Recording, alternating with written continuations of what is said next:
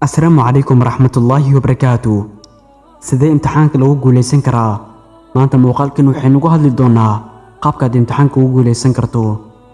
Intana muuqaalka gudan galin haddii aad nagu cusub tahay subscribe leh haddaad ka mid tahay asxaabta like dhac ku sii si aan u soo badno muuqaalada noocan oo kale ah. waad mahadsantihiin saaxiibayaal. haddaba ka bogshaha boon muuqaalkani.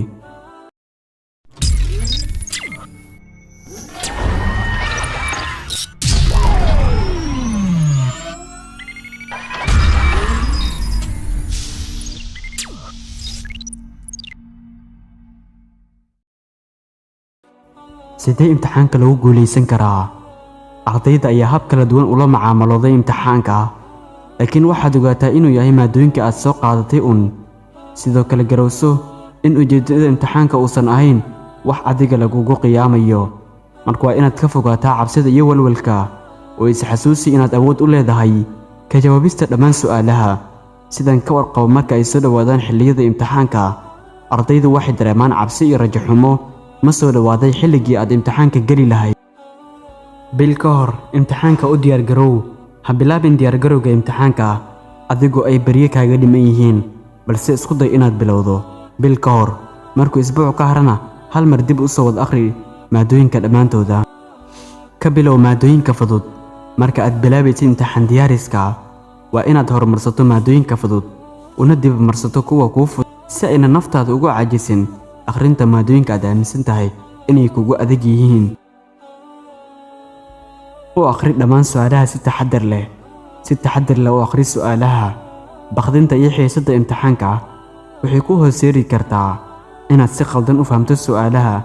bilowga hore u akhri si degan adigoo ku dadaalaya saxnaanshaha jawaabaha. dib u eegiska qaabkii hore imtixaanka. aad imtixaanka u gashay waxay kaa saacidaysaa inaad ka hesho su'aalo ka mid ama u dhow imtixaanka aad hadda galaysid. sidoo kale waxaad ogaanaysaa inaad nooca su'aalaha badanaa macallinku uu ardayda weydiiyo ama kala soo bixi karo inta badanaa. ka takhallus cabsidii walwalka maalinta imtixaanka. cabsidii walwalka imtixaanka ee xadidan waa arrin macquul ah, waxaana la iska intiri karin inay ku soo wajahaan walwal iyo cabsi maalmaha imtixaanka, balse waa inay leeyihiin xad aysan noqon kuwa ay naftaada ku sababa inay noqoto mid jahwareersan oo isku dhaxayacda. haddaba si aad maalintaasi u dareento naftaada, isticmaal tallaabooyinkan soo socda. ku dadaal maalintaasi habeenkeedii inaad hesho hurdo kugu filan oo aad jirkaaga iyo maskaxdaada siisa raaxo iyo nasasho ku filan.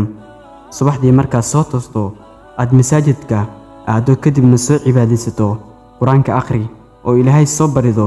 kadibna markaad soo laabato samee jimicsi yar, wuxuu kaa saacidayaa inay kaa yaraadaan walwalka iyo murugada. isku day inaad hesho raashin iyo cabitaan siyaadinaya tamartaada oo kaa caawinaya inaad si fiican u fikirto, maskaxdaaduna u soo saarto waxa ay taqaanay intaad imtixaanka kor fadhiso. iska ilaali qishka intaad imtixaanka ku guda jirto, maxaa yeelay wuxuu kordhin doonaa mashquulka maskaxdaada, jawaabuhuna waxay noqon karaan kuwo khaldan. waqti hore tag goobta imtixaanka, tala saaro rabbigaaga, iskuna kalsoono mar waliba. waadna guuleysan doontaa insha allah. waxaan soo gaarnay gabagabadii muuqaalka. haddii aad ka heshay like saar oo gaarsii saaxiibadaada si aanu helno saaxiibo sidaadoo kaleeta ah. waad mahadsantihiin saaxiibayaal. intaan ku kulmi doono tan iyo muuqaalkan xiga. fii amaanillaah.